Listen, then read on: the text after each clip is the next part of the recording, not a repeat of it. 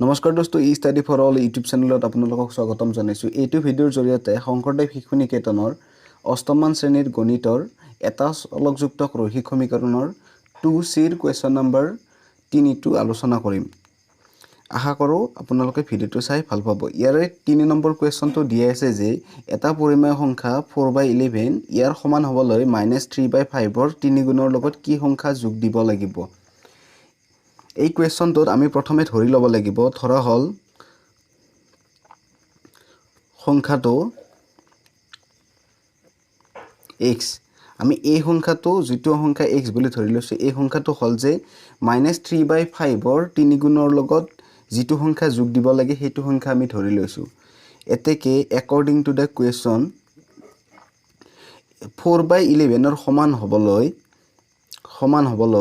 -3/5ৰ 3 গুণৰ লগত পূৰণ 3 আৰু এই সংখ্যাটো যোগ দিব লাগিব আৰু এই সংখ্যাটো কি উলিয়াব লাগে।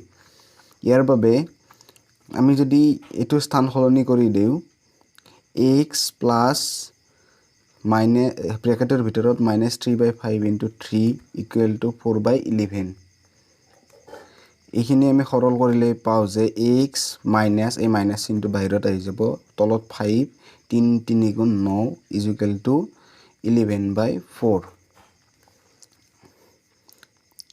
implies x = 4/11 plus 5 9/5 আৰু এইখিনি কৰো যদি x = তলত 5 পূৰণ 11 55 5 4 গুণ 20 যোগ 9 পূৰণ 11 = 99 ইয়াৰ পৰা আমি পাও যে 55 তলত আৰু ওপৰত 119 এতেকে x = 119/55 এতেকে সংখ্যাটো হল